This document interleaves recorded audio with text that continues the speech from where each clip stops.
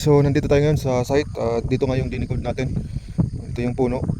Okay, so dinikod po natin dito na mayroong tunnel at saka chamber. So dito part po yung may chamber po dito. Ito yung chamber sa decoding po natin. At dito nga po ay mayroong deposito dito. So hindi lang natin alam kung saan banda, pero malakas ang loob ko at base sa aking decoding ay dito sa banda na to. Dito sa banda na to. Yung tunnel pala dito ay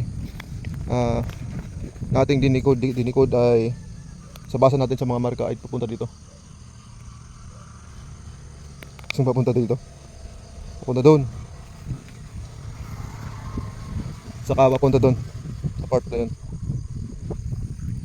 Okay, so yun yung tunnel na yun. So ngayon, i-try naman natin ngayong i-detect. Sige, detect natin. Try natin na i-detect sa ating gamit. So ikakalibot natin ng tunnel yung ating gamit. Susubukan natin i-detect yung tunnel dito, yung papunta doon na tunnel, at yung chamber. Okay,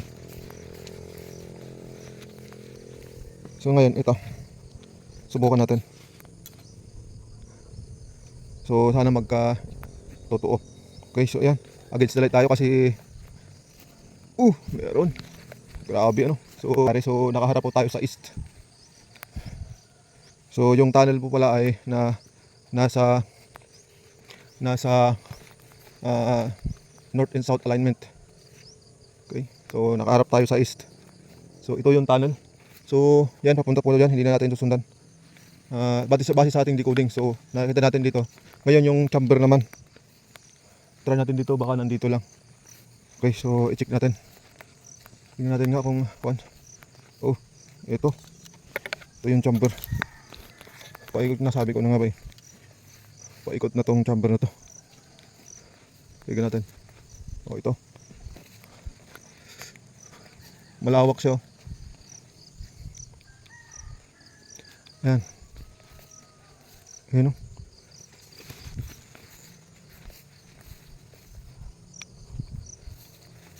So hanggang dito yung chamber.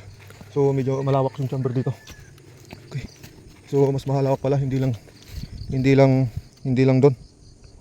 Okay, so hanggang dito pala yung chamber. So i-detect natin dito sa part na to.